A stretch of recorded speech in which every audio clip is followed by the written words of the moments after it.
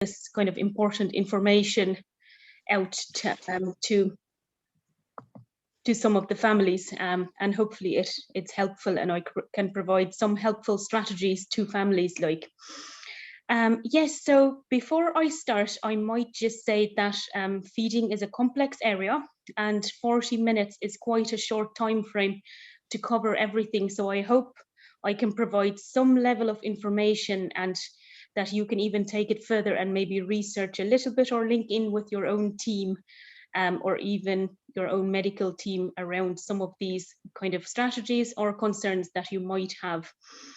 And I might just say that the information that I have on the slideshow, it's kind of pulled from different resources and different trainings I've done over the years in feeding, because it's been kind of an interest of mine. And one of the probably most of the strategies would come out of the SOS feeding program by Dr. Kay Toomey, and I do have a reference slide with all the references as well. But it stands for sequential oral sensory feeding program, and it's internationally renowned and recognized clinical program for children with restricted diets. So I just wanted to at least say that I've done that training, and a lot of the kind of theory within this webinar comes from that. So we'll get started.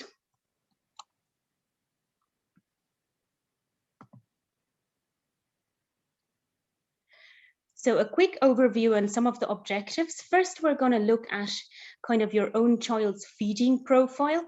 And what my aim here is usually these are the components that, as a therapist, if I had to assess a child and look at their feeding. So if you come to me and say, my child has a restricted diet or they're a picky eater, those are some of the things I would look at in the assessment. And I think it's nice to kind of bring that information to parents. And then when you look at your own child, you might be able to be a detective a little bit and maybe figure out why is it, that their diet might be restricted. If you've attended some of my previous talks, I always like to look at the why, so we can understand then best how to help our child. But sometimes we need to kind of just put the glasses on, the detective glasses, and kind of go, why is my child behaving in a certain way? Next, we're going to then look at some practical strategies. And first, we're going to look at what changes can you make in the environment regarding feeding and how to support your child's feeding. And lastly, then some of the more specific techniques like systematic desensitization and then food chaining. So hopefully we'll get to everything. So we can start off. First, I just wanted to kind of say that children who are at high risk of having feeding difficulties would be babies who are born premature.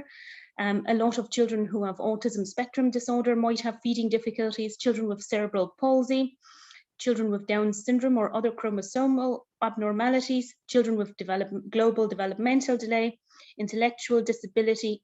Some of our medically compromised children and children with cleft palate could have some feeding difficulties. How prevalent of a problem is this? They say up to 25% of all children, that is not just children with disabilities, of all children can have feeding difficulties, and then up to 80% of children who have developmental disabilities can have feeding. So it's quite prevalent. And feeding issues can range from, mild difficulties to more serious kind of medical problems. So when I talk about best practice guidelines, it would be if your child does have feeding difficulties or is a picky eater, when a therapist kind of uses different strategies to treat your child, in the research, what do they say currently is the best way of treating a child? And what I can say at the moment is that we recommend a low pressure approach to feeding. So we're not putting any pressure on the child to eat. And we provide the children then with multiple exposure to food to become familiar with the food and to understand that some children might lack certain skills to eat certain foods. So they may appear picky, but in many cases, they're probably avoiding particular foods because they don't know how to eat them successfully. And a multidisciplinary team approach to feeding, especially when there is complex feeding difficulties, is important as well. And I'll talk about that in a minute. So it's important that if you do go to private therapy and things like that, and your goal is to extend your child's diet, that you're working with food, if that makes sense.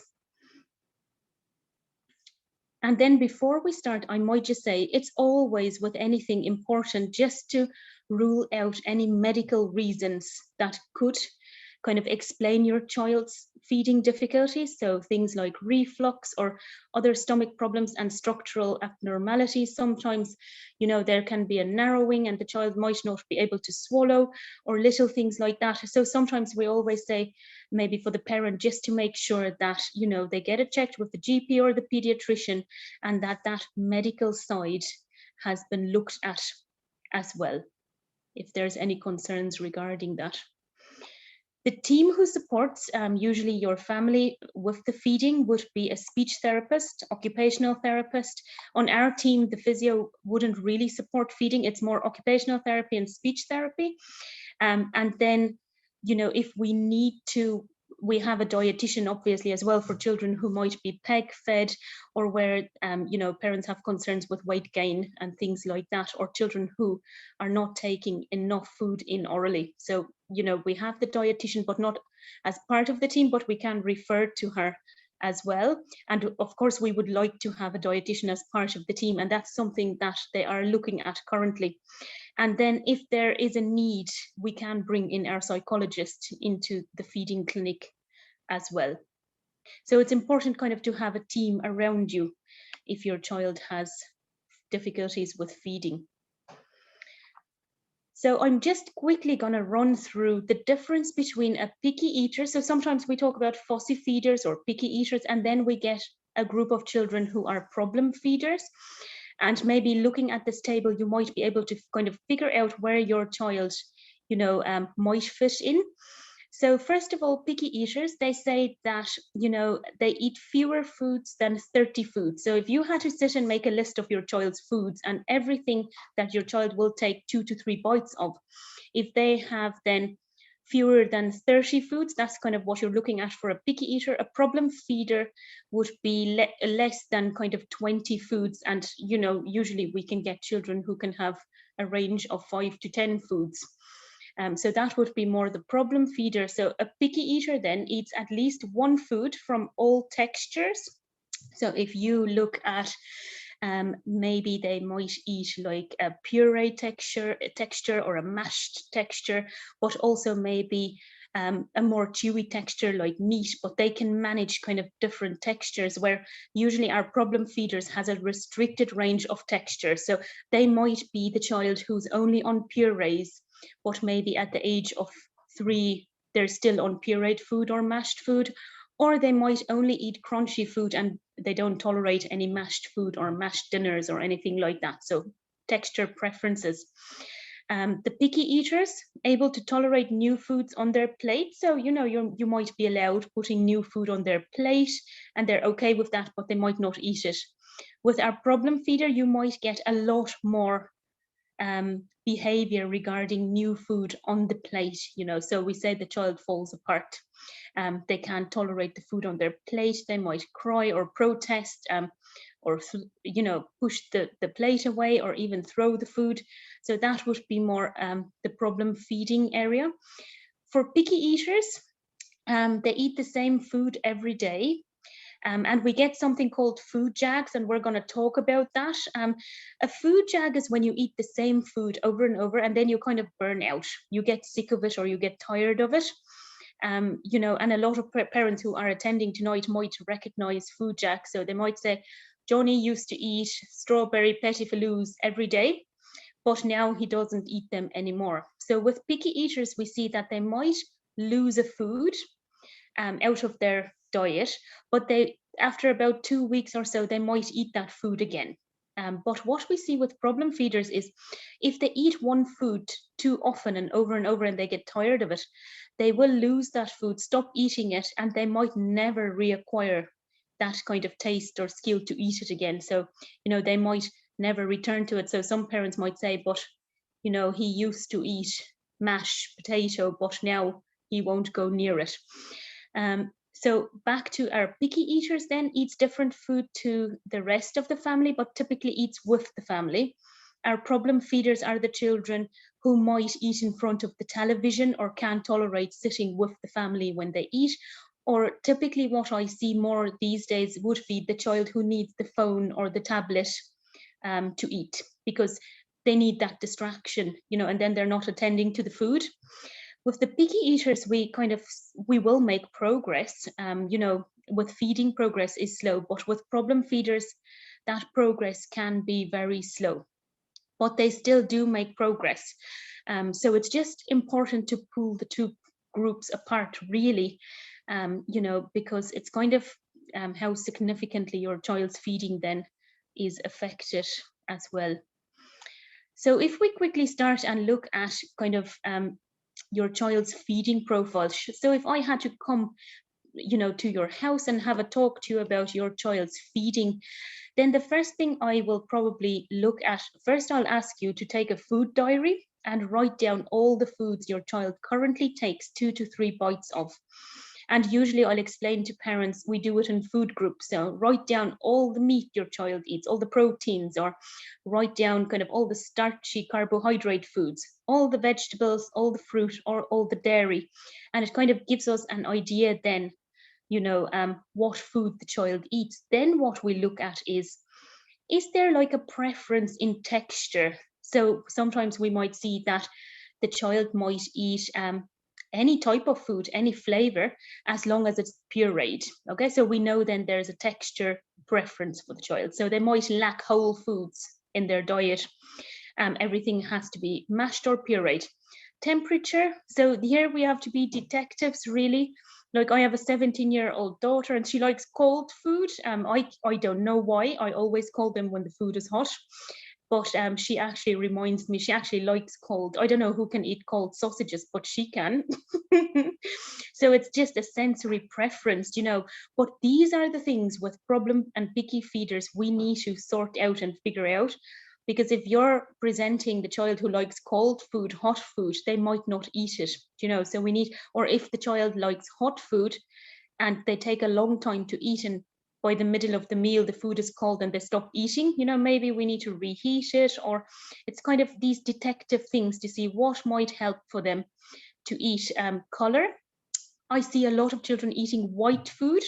I'm sure if I could speak to the parents now here tonight and ask them whose children kind of have predominantly like a white diet, you know, so kind of white bread, the brioche, the Madeira cakes, kind of popcorn, all white colored food, there would be quite a lot of children. Or even that under the white would fall the chicken nuggets, the waffles, the chips, that kind of color diet.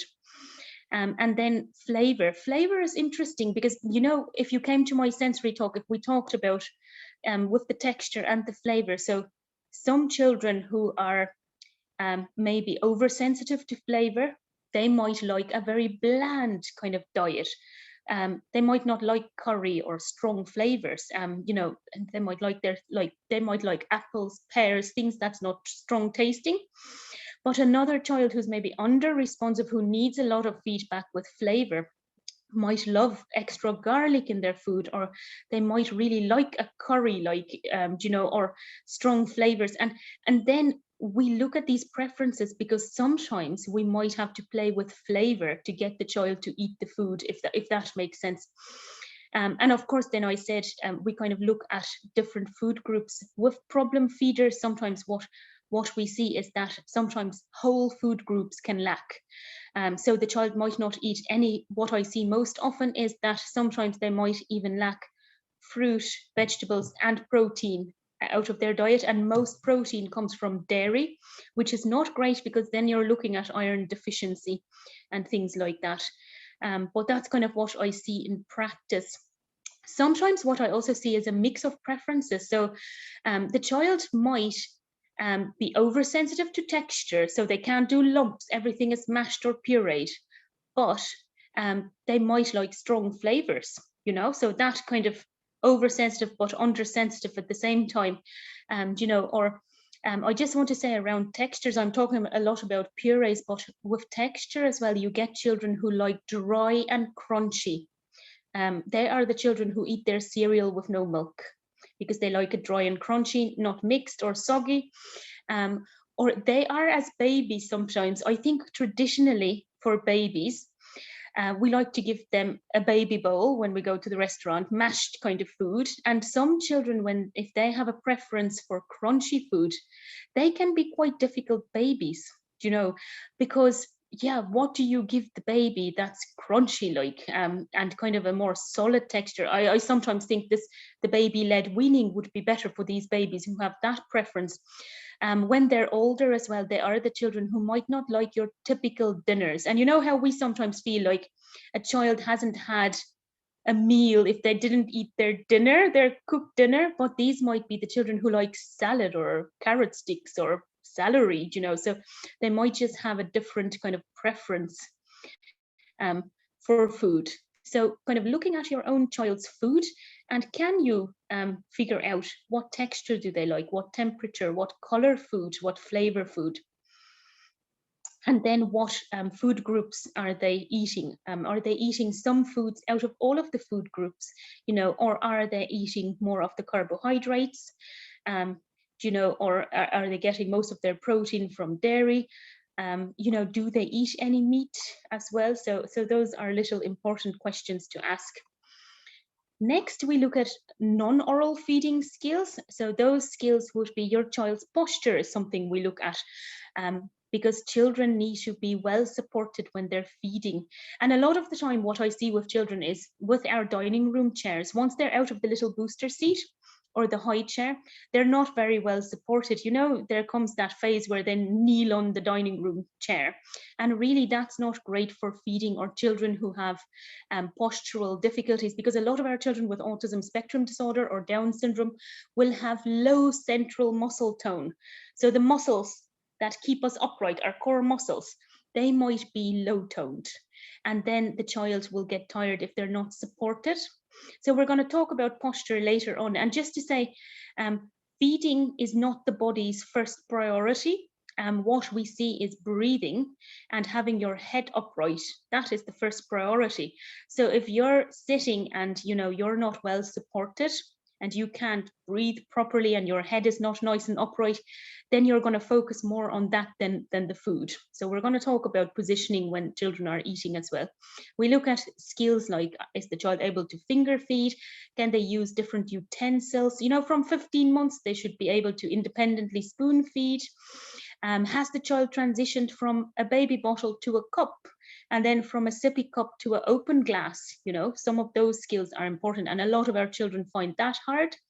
And then obviously for our older children, maybe it might be, can they use a knife and fork? And little skills like that where the motor coordination comes in. We look at the child's sensory processing as well. So we look at level of arousal during feeding. So, you know, if a child is quite active and they can't sit for the mealtime, you know, we might want to kind of look at that and see how we can intervene, or can we do a little movement activity before we sit down, just to spend some of that energy. Then for children who are oversensitive to touch, we need to look at how willing are they to touch food with their hands and their mouth, you know, because we're going to come to the steps of eating. And that's some of the steps are that we need to be able to interact with food and tolerate touching it before we actually eat it. The response to presentation of food. Some children can be visually defensive to food, and that would more be your problem feeders, where they actually cannot look at family members' food on their plate. Or, you know, they might not like messy food, so they like the plates with the dividers. They don't like their food to look messy or to touch. And, you know, they might find that difficult. And then the tolerance of texture and flavor, the ability to tolerate others while feeding. You know, so when others chew, we make noises. You know, if we're sensitive to noise, we might not tolerate that. Like I said, if your core muscles are low toned, you might tire throughout the meal as well. And chewing is hard work, and keeping yourself upright. So a lot of different things we look at during that time. And then lastly, usually I do this talk with our speech therapist. She's currently on maternity leave, and she would look after the oral motor skills. And that's why you need to have a team who does this assessment. So oral motor skills are the skills where we actually look at, and that's what the speech therapist specializes in, the biting and the chewing. So the placement and the manipulation of the food in the mouth, the lip closure on the spoon, the bottle, the cup, or the straw. Some children can have those coordination difficulties, especially if you've been on a puree diet for an extended period of time. You might not develop these biting and chewing skills, you know, or the lateral movements of the tongue or the rotary chew, because you might not have had exposure to those foods, you know, to kind of develop those skills. They also look at things like timing, like how long they chew, can they initiate the swallow? And those skills are really important because that is how we kind of figure out if a child is safe to eat certain foods. I'll take an example. So if your child maybe doesn't have a rotary chew pattern, or they can't bring food to their molar teeth to chew, then if you're introducing pieces of meat, that can be dangerous if they can't chew that and then just swallow it whole. So what I say with the feeding is there has to be a speech therapist working jointly with the team, because any food we introduce for the child, we need to know they can safely swallow the food. And a lot of parents tonight attending, maybe their child doesn't have oral motor skills difficulties. Usually children who do have the difficulties might have coughing, you know, while they're eating, or maybe a history of choking, little things like that. And then there's other behaviors that might be sensory based as well, where we need to look at safety, like overfilling the mouth, you know, and then a possibility of choking. Some children can do that, they just don't have the feedback to know when they have enough in their mouth. Children maybe who might eat hot food even, and they can't distinguish temperature there. So, you know, you get all of those aspects to feeding as well. But yeah, the reason the speech therapist is there is to make sure that whatever we introduce into your child's diet, they can safely manage, if that makes sense. Lastly, I put a slide in just around cognitive ability, behavior, and then social kind of skills that might impact. So obviously your child's ability to follow directions and understand, ability to communicate their own needs, their own response to structure, attempts to influence the environment with behavior, and then their own ability to be redirected might impact on how you implement kind of the feeding program. I just want to say here on the behavior aspect, just very quickly, is that 90% of the time, children's feeding difficulties are not caused by parents. And, you know, it's something that the child is struggling with. And yes, of course, there are maybe that 10% where maybe there are those difficulties, but for the most part tonight, we're talking about those 90% children where it is either the sensory or the oral motor or a combination that's causing their feeding difficulties, because often parents can kind of think, did they do something wrong? And did they kind of cause something? But 90% of the time, the child's behavior will drive and influence the way we behave and what we offer them and how we feed them. So then just a quick slide is, what do you think now? Do you think your child has possibly oral motor difficulties? Might they have sensory or behavior or kind of a combination? Or do you think you might have to link in with the GP? Might there be something medical? So just to kind of see what you think.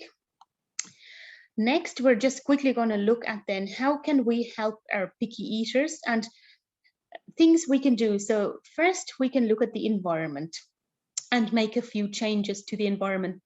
It has to be incremental, especially for children with autism spectrum disorder or developmental delay.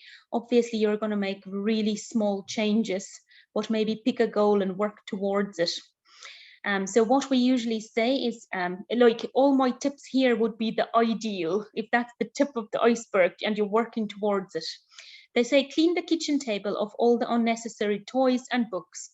We want white plates on a nice placemat, but the food needs to be the most interesting thing on the child's plate because they need to learn about food.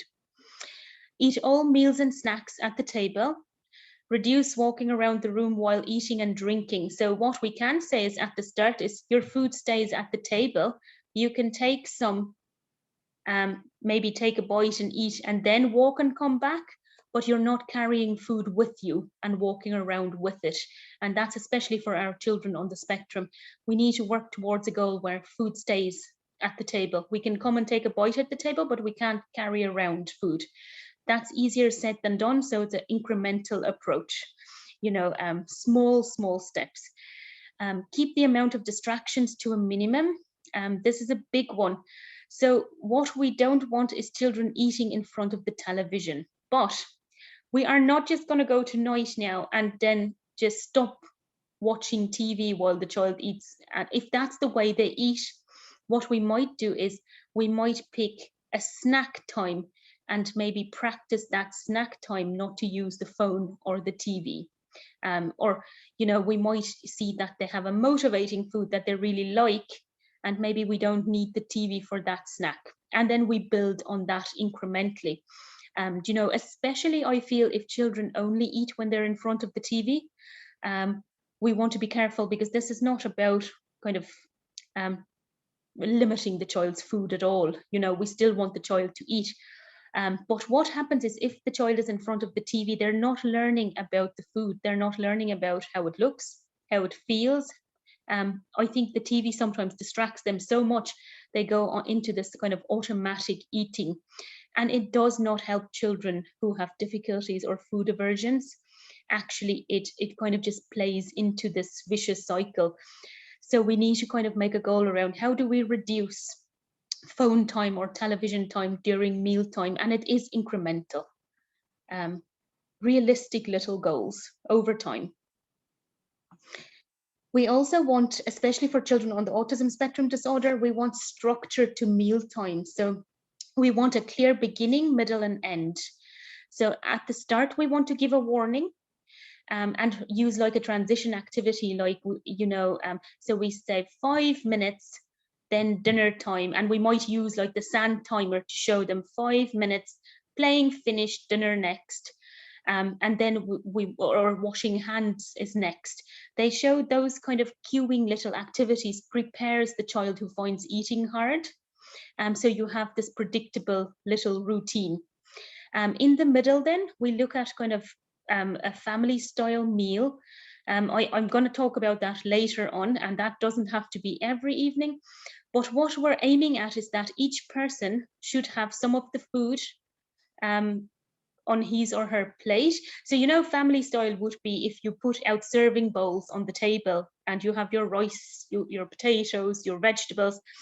And what we are aiming at is that the child then can pick what they can have some of the food in each of the bowls on their plate, but we're not forcing them to eat it. We're just getting them used to kind of looking at it, smelling it, and things like that. But we'll talk about that because not all children will tolerate food on their plate. So I introduce like a learning plate. So it's a side plate where new foods that, you know, so the family's food goes into the side plate while they still get the food that they will eat. But listen, so it's the clear beginning, the middle then, which is the meal, and then the end. And we're going to talk about that middle a little bit again. So at the end, we want to have a clean up routine. Having the child help with cleaning up is a great way to provide another exposure to food, because I'm going to talk about gradual exposure to food, and it's all about getting the child to interact with food. So at the end of mealtime, even if the child has to scrape the learning plate's food into the bin, they're touching that food with the fork, you know, so there's some interaction and looking at the food. There's a whole plan to it, really.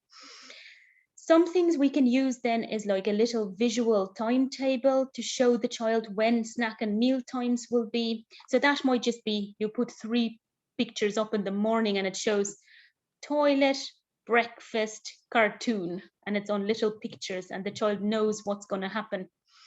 Like I said, you can use a timer. And a timer can also be used during meal times. I just want to say meal time should not be longer than 15 to 30 minutes. Parents often tell me, oh, Johnny takes forever to eat because they sit until the child finishes everything and it might take an hour. Really, it shouldn't be longer than 30 minutes because by then the child is really tired, you know, and it shouldn't go beyond that. And common sense there as well. If the child is still eating after the 30 minutes, you can go on. But really, if you're begging them to eat by 30 minutes, you kind of want to leave it then. We always want to offer 1 to 2 preferred foods at every meal and snack time. It's very important. We're not intending to limit food intake. This thing where, you know, we will starve Johnny and then he'll eat the vegetables. That's not going to work. We want to give the child at every mealtime something they will eat. So if we eat fish fingers, croquettes and chicken nuggets at every mealtime, they should have at least some of those foods, and you know what, you know that they're still eating something. We want to give small manageable bites and portion sizes. I'll take a good example here. My younger child actually, I used to get the small little baguettes, you know, and they'd all love one in the hand that they could eat, like, you know, at 2, 3, like. He could never eat it and I couldn't understand. But actually, when I started slicing it and making it into very small little portions for him, he could eat it. He actually didn't have the oral motor or planning skills to figure out how to eat a whole kind of small little baguette, where most children would know. So sometimes for our children with feeding difficulties, we need to present food in a way that they can actually manage and eat it. And then we only want to provide water in between meals and snacks. You know, so we don't only want to give 3 meals, we really want the 2 snacks and the 3 meals, and only water in between. I have a lot of children who's filling up on milk. They're still on baby bottles maybe, and then they're not hungry by the time. So we don't limit food, but we don't want grazing, if that makes sense, snacking in between meals, because that, you know, doesn't always help. Then at the table, you know, eventually if your child does tolerate to sit at the table, we want the child to be well supported. So we want their feet to be flat. It might not always be on the floor. You might have to take a box or a step to put their feet on. You might use some pillows, you know, or cushions. If the chair is too low for the table, you know. So what you want is you want to make sure that the child's hips, shoulders and head are aligned. To support effective and safe eating. The tabletop is the right height for the child as well. So, you know, that their elbows is kind of, you know, just above the tabletop, and usually with the dining room chair, that's tricky. I had a mom, she had a great idea. IKEA had these little plastic bar stools, with a high back, for older children now, and then this little tripod plastic stool, and she just paired the two together, and the child's feet was flat on the little stool, and they could sit perfectly on this little bar stool at the dining room table, if that makes sense. So they need to be well supported. Obviously, we can also have our children then in a correct high chair or the little booster seats as well.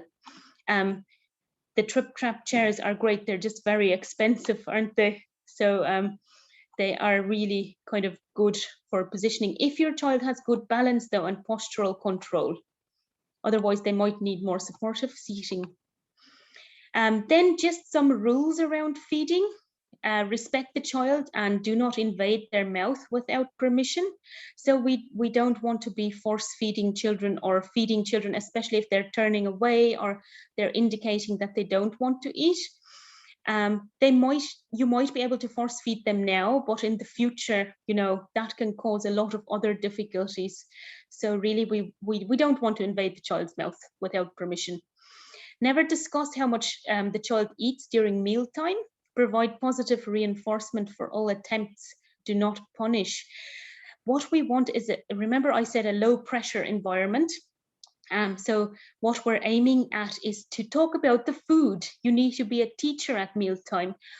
Oh, you know, this carrot is nice and crunchy, or you want to describe the characteristics of the food, or this is nice and sweet, because our children with feeding difficulties, they don't know how it tastes, and then they're quite fearful of new things as well. So we want the parents to talk about the food and in a positive manner, and then describe the characteristics of the food.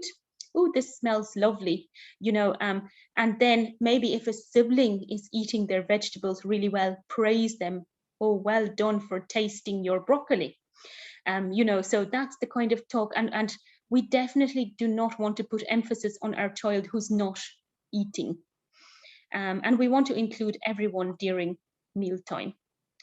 Then the next part is what we want to do is desensitize the child to food slowly and systematically. I always say we're not really, if the child's only eating white foods, then we're not actually, it's not going to be that easy then to get them used to broccoli that's green, if that makes sense, you know. So we're going to talk about steps to eating kind of a little bit as well.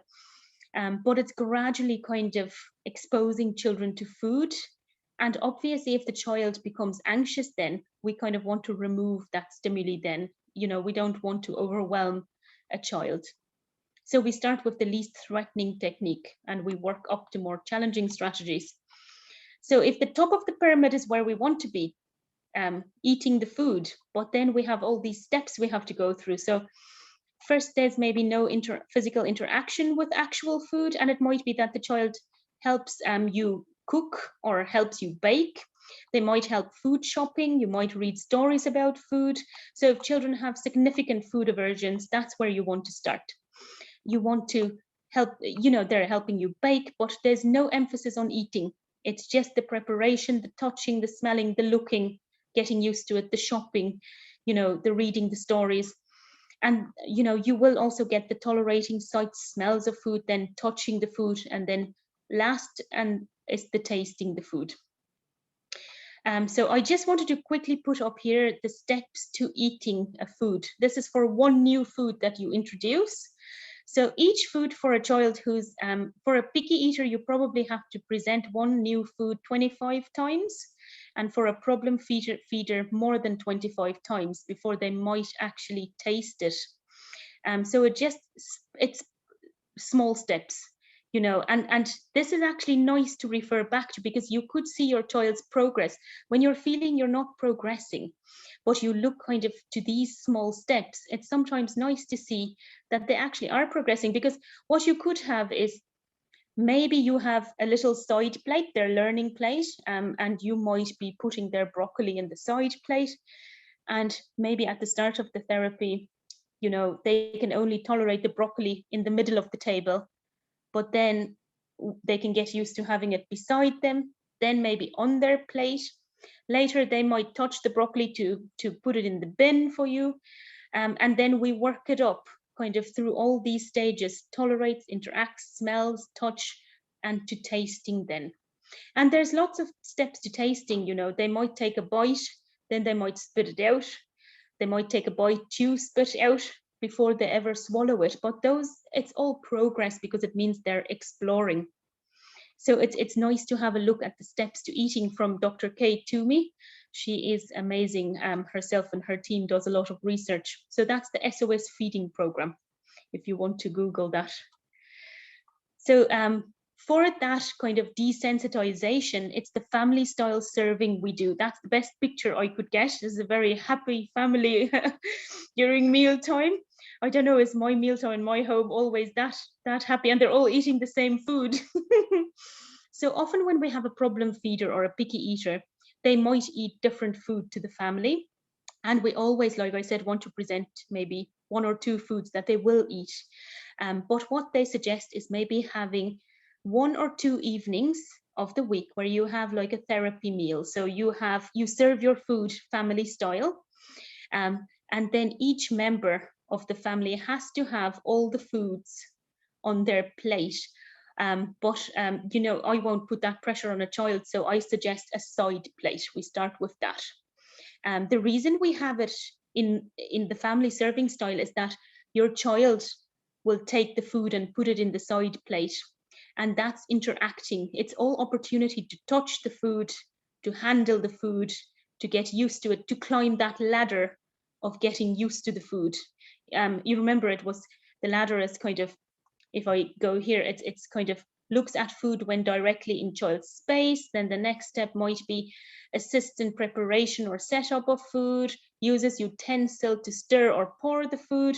So by having this setup for mealtime once or twice a week, you can get the child to interact with the food, but we don't expect them to eat it yet. You know, so they say if a child becomes very overwhelmed with a lot of food on the table, you might only have 3 types of food on the table, and then you can rotate that again, if that makes sense. We might have to move on a little bit.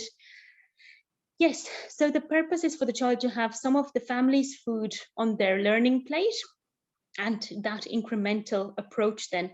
I talked about the 3 foods then, and then bringing the next 3 foods onto the table. The child has some of the family's food on their plate, and the family has some of the child's food on their plate. And this can be done once or twice a week. We don't want to put any stress on families, like, you know, that's a lot of extra dishes and everything, but it is definitely worth trying. I know I'm running a bit out of time here, but I'll see what is important. So I talked already about food jags, where we said the child eats the same foods and then they burn out.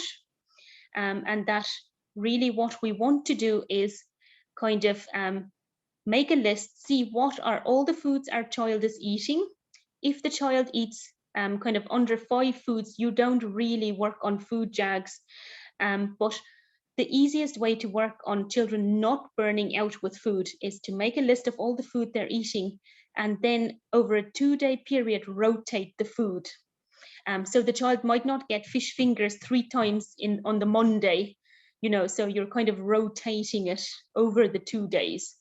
So if they eat pancakes and Rice Krispies and toast for breakfast, one day you do Rice Krispies, one day toast, one day pancakes, and you keep rotating.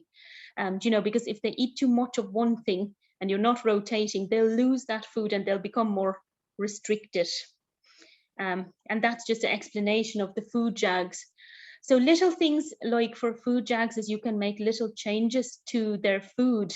But this, I suggest doing it with your team, because we don't want children to lose food if you're changing too much, like, especially for children on the autism spectrum, you have to be careful. But the first change, sometimes we say to people, you can make. So if they only eat 2-minute noodles, for example, only chicken 2-minute noodles, you might try different brands of 2-minute noodles and just rotate those.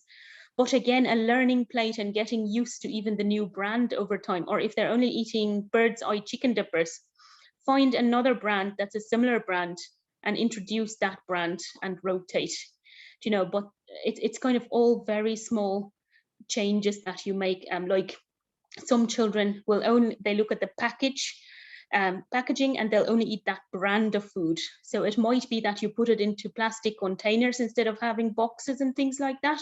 So you can rotate brands. And then sometimes the presentation you can change, like if it's always the red bowl they eat it in, maybe you know, we can make a change around maybe having a white bowl or a blue bowl. But you'll know your own child, and it's very small changes, but you always need a backup if they're not going to eat it then, because we don't want them to lose food. Then just quickly looking at food chaining. So when we are presenting new food, one technique that we can use is food chaining. It's just a child-friendly approach to help introduce new food. And what it does is new foods might be similar in taste, temperature, or texture to what the child already accepts. So that's why you need to write down all the food your child eats, and see what color are they eating, what texture, and then you can link new food onto it. Now, what I see is, you know, with the family serving style, obviously you're trying to put on that learning plate. It's just a side plate beside the child's plate. So if you have your family style serving, and your child might have their chicken nuggets and their waffles, and on their side plate is the family's meal, and they're getting used to looking at it with the goal of having it on their plate eventually.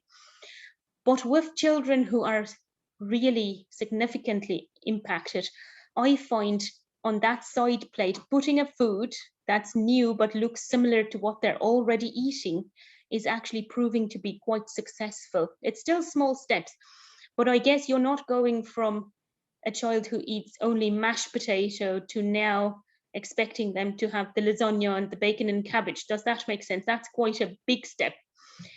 So it's kind of small little changes. So I have an example here. So what we do is we make like a little chain of food, okay? And you work towards the goals, but it takes time to keep presenting the food. So if the goal is to go from chicken nuggets to meat, okay? Then what we might start doing is we might cut the preferred chicken nugget into strips. Sometimes I don't even do that much. Sometimes I just say, if the child's only eating bird's eye chicken nuggets, the first step is let's start rotating the brands. So we might say, okay, but he still gets his 3 bird's eye nuggets and his 2 waffles, but maybe on a side plate, he might get Aldi chicken dippers and Aldi waffles.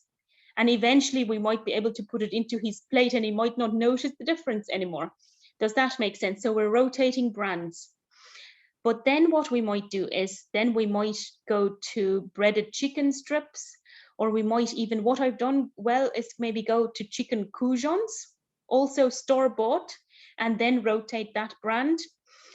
What I'm finding is that children like things bought out of a packet because it always looks the same. And for picky eaters and problem feeders, that's very important. That's why they like chicken nuggets and waffles. It always looks, homemade food always looks different. Do you know, so going maybe from a chicken nugget to a chicken coujon store-bought and then go to a homemade coujon, it still looks the same. And then go to a chicken mini fillet maybe, you know, and then from there we can do pork or turkey or beef. And this is over time. I'm talking, you know, a couple of years, but you can do it. You know, so this works really well, but it takes persistence, and we need to keep, remember I said each food needs to be presented 25 to 30 times before the child might accept it, you know, so that's why all this exposure is important. So for a child who's only eating McDonald's French fries, I just took this example. So you might do then different sizes of fries, you know, then you might do different brands of fries. Then you might do homemade French fries, and then you can do other food items in the same shape. So here you're kind of chaining the shape of it. Where with the chicken coujons and the chicken nugget, you're nearly doing color. So, you know, breaded vegetables like zucchini, I don't know how well that one will go. Sweet potato fries. I've been putting sweet potato fries on my child's plate for the last 2 years and he still hasn't eaten it.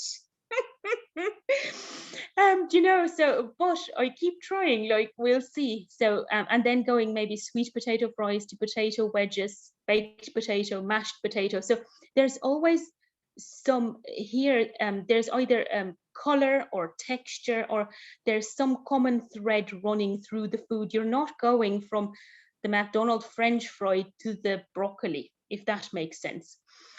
And why this helps is when you then end up having 5 or 6 new foods in your child's diet, I know it might just be different French fries, or it might be French fries, then it might be steak cut chips, but then you can go to roast potatoes, wedges, and then you can rotate. And those food jags where they become tired of food, you know, might not be as often anymore because you have more options to rotate. You know, so, and that goes for things like yogurts. They might only eat Petit Filou strawberry. I keep bringing that up. Like, I think we should buy shares in Petit Filou because so many children get stuck on the strawberry Petit Filou. But it is about maybe then rotating the brand. You know, then maybe keeping the texture the same, then maybe try like a slight different flavor like the raspberry, you know, so it's kind of looking at how do we bring change, but over time. So when we introduce new foods, consider chaining or food chaining. It's very important to write down all the foods your child eats. Select foods that are child friendly as well. And all meals should continue to have 1 to 2 preferred food items. And nutrition, we would like to have, you know, every mealtime, a protein, a fruit, a veg, and a starch, just for that nutritious part. We're working towards it. And we want small portions for new foods. We don't want to overwhelm the child with any of the new foods offered. And we don't want to force feed. And if new food causes distress, we want to remove it and try something more closely resembling a preferred food. And remember, the focus is on the food, not the child eating. And then extreme picky eating can cause growth problems, nutritional deficiencies, and severe dental decay, dehydration and constipation for some children. You know, so you can keep a food diary, and if the diet is very restricted, maybe speak to your GP or get a referral to the dietitian. Sometimes they might say a multivitamin, or they might say a nutritional shake needs to be added, you know, if there's weight problems. So it's important to kind of work with the whole team. And then just out of tonight, you might kind of make a little home action plan for yourself and set some goals. Maybe you want to kind of identify your child's own patterns of preferences and what they might like, you know, in their diet, and maybe see what environmental changes at home can you make. And maybe I will desensitize my child to food by, maybe you want to food chain, or maybe you want to have the family style serving or the learning plate to get them used to new foods, but maybe having a little action plan and setting small goals and small step approach as well. Thank you. So hopefully that was still over time, but maybe a little bit better than before. That was brilliant, Leanne. Thank you. Thank you very much. I have a few questions here. So the first question is, I have a 12-year-old who will not eat meat. How can I get him to eat meat, please?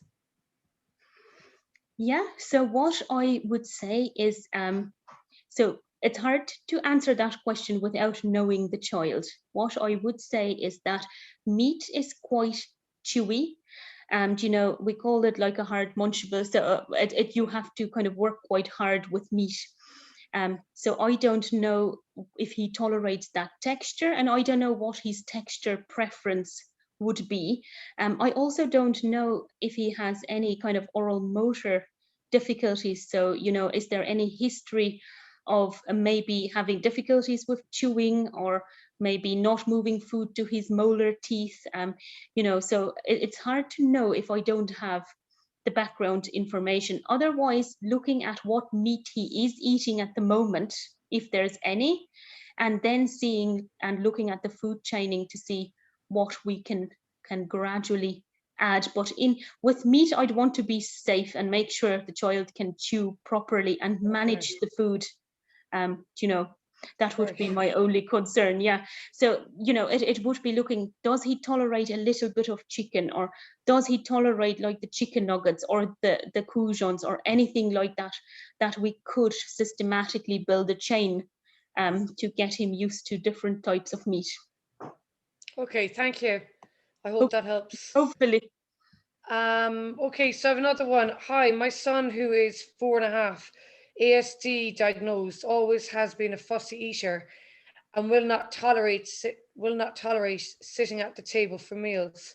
But the last 5 months, his foods is limited and will not tolerate meals and foods he used to eat. For example, saying the apple is too crunchy, the banana is disgusting. He seems to be very sensitive to smell and gags, even looking at some foods. I am starting OT focusing on desensitization, to food. To food, is this the right direct to go? Thanks a million. Is this the direction to go? To go. What I would say is that whatever your OT is doing privately, and if it's in the clinic, has to be generalized into the home. What I would suggest there is, obviously he's found his voice now and he can communicate, and he's become aware of what foods he likes and what he doesn't like. So I'll start with the food diary. Maybe make a list of all the foods he will tolerate without saying it's disgusting or he doesn't like it. And then you will see how many foods he's actually eating. and then start rotating those foods across meal times, because then we can prevent him from becoming sick and burned out with the food jagging. You know, that's one important thing, so he doesn't lose food. And then every meal time, remember I said to present him then with food off the list that he still likes, but you have to keep rotating over a 2-day period so he doesn't become sick of them. You know, so we can get around some of that behavior, that the food is disgusting or he doesn't like it. So give him the foods he does like. The foods he doesn't no longer takes or doesn't like, a side plate that we'll call his learning plate. And maybe incrementally we can work on him maybe sitting at the table. So look at a visual schedule, look at maybe one snack time, working it in the morning or in the evening. I think for dinner time, sometimes children are tired and you have to kind of pick your battles. So maybe a lunchtime or a little snack to start to sit at the table, maybe with a visual timer. You know, it's practice. You know, he might only sit for a minute at a time, you know, but building it up over time, that routine. But we learn about food at the table. So maybe I suppose just discussing with him a time. Yes. Okay. That's very, I hope that's helpful as well for Sarah. As I said before, Lizette is the senior occupational therapist at West Limerick Children's Services in Newcastle West. Lizette, thank you so much. There doesn't seem to be any other questions. Is there anybody else that would like to ask something before we finish up? Somebody asked about, you know, to show the site, to show the slides, but it's recorded anyway, and we'll be advertising it in different platforms, whether on our websites or on YouTube, so they can be able to get the slides there.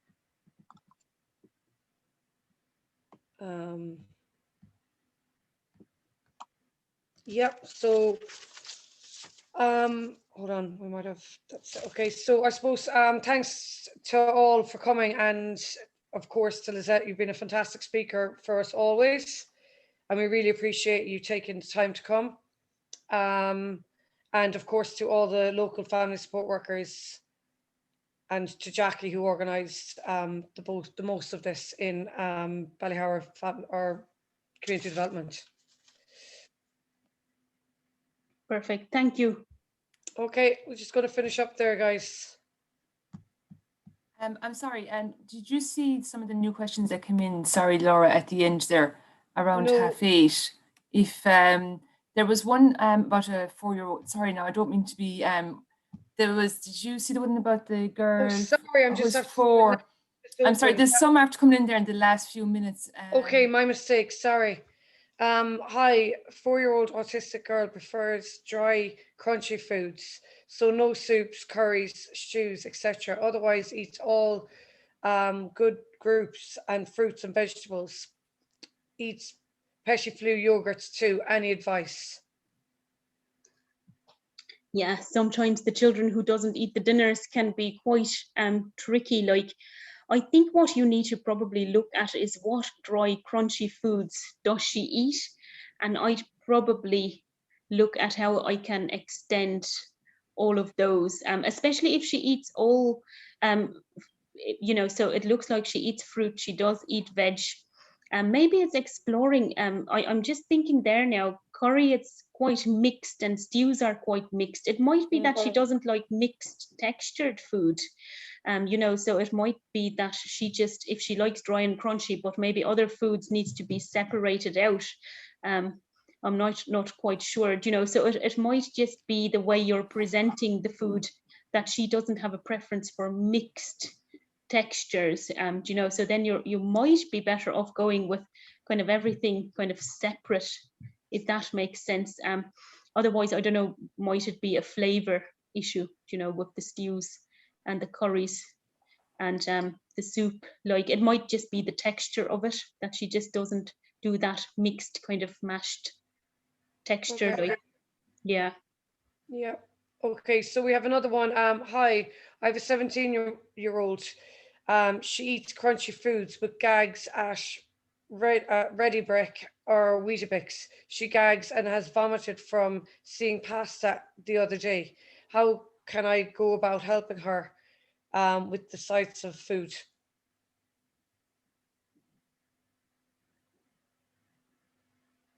Yeah, listen, the advice is the same. Like, you need to make a list of what she eats and what she accepts, and maybe offer her that, and then gradually get her used to. We need to kind of see, even with the Ready Breck and the Weetabix, what made her gag. What were there lumps in it that she didn't tolerate, you know? And then even if she's just gagging, just seeing the pasta, you're really talking about that kind of side plate a bit far away from her, and her getting used to just looking at the food, and maybe some messy play at times that's not mealtime, you know. So you might even have dry things, like a little Tupperware bin with just dry pasta, you know, and you might put her jigsaw pieces or her blocks in it that she needs to find, or a dry container with rice. Maybe we need to go back a step and kind of do just some desensitization with some dry textures like that, and see what we can do. She sounds like she's very oversensitive if she's gagging, you know, and vomiting from textures. So it might be getting her used to kind of touching things. And if she likes dry and crunchy, then maybe Ready Breck and Weetabix might not be something she'll take, you know. It might be toast or kind of things like that, down that route, like, yeah. Okay, thanks, Lizanne. So I've one more. My 7-year-old son is pretty much only eating beige white diet, basically what you're referring to earlier. Lately, we have started a reward system for trying new foods. It's going good. He has tried and liked foods totally different for him. Snap peas, but wondering if have you a list of important foods, vegetables, fruits that could be tried. Ideas were brilliant tonight, and will be trying to gradually implement them. Yeah, that's probably the first time a parent asks me that. Usually we don't even get to a list of foods like that. Okay, so that's great that he's making progress, you know, and would try things like that. That's fantastic. I don't have a list of food because we're not nutritionists and we're not dietitians. That might be the place, I think, to look for his age then, for advice around nutrition. The only advice I can give tonight is that, you know, write down all the foods he does eat, and maybe see, is he eating across all the food groups, and then just have variety in each of those. You know, and then you can always look on the, you know, is it the Safe Food website as well? They have advice for children as well around healthy eating and things like that. Usually it's interesting because I usually don't bring healthy eating into this talk as much. And I'll tell you why. Like, with our problem feeders, usually we don't want to put pressure on parents with kind of healthy eating, good foods, bad foods. You know, when your child is eating 5 foods, any food is food. So we go, you know, food is food, whatever they'll eat, we're going to introduce. That's a fantastic question if you've gotten that far with your child. So I'd say just make sure he's eating all the foods across all the food groups, you know, and that there's range in each of them. So I think if you make a list with your proteins, your fruit, your veg, and you see which ones maybe is lacking, and by the sounds of it, it might be the vegetables and the fruit, like, that's where you want to extend range. But when it comes to portion size and things like that, maybe the dietitian or a nutritionist or that Safe Foods, I know, have lovely ideas for children. Hopefully that helps. Just put it into the chat box there. If anybody wants to see, the hyperlink is safefood.net, the healthy eating guide. If anyone wants to click on that, it'll open up on your screen at home. That's brilliant, Jackie. Thank you. An anonymous attendee just said, great presentation. Thank you so much. Sarah, another one has asked about, when will the slides be available and the recordings? So the recording is going to go up online in a week or two. So this entire talk is recorded, as I said. It's going to go up on a YouTube channel and it'll be posted on the Ballyhora Development website And when you go onto our Ballyhoward Development website, you put in the search box there, family support talks or family support, and it'll bring you to the page where the webinar recordings are. We have about six more talks there in webinars, and they're on various different subjects, from living with teenagers to raising your child in Ireland today, living with or coping with difficult behaviours. There's a great variety there for any parent to click on and look at in your own ease, in your own time. Thanks, everybody. They will be shared as well, I suppose, on the Family Resource Centres pages as well. Yes. Yeah, so whatever area you're in, they should come up.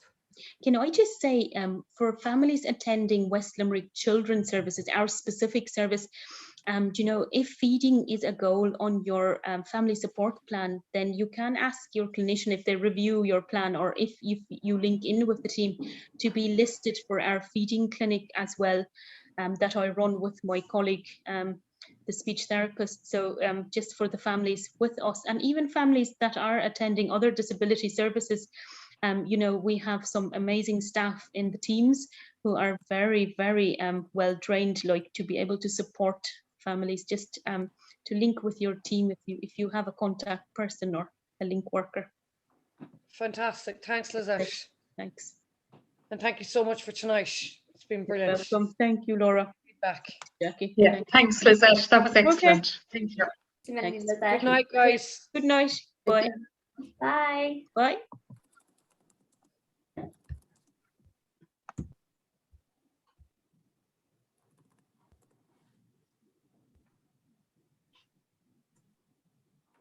Thanks. Bye, guys. Bye, guys.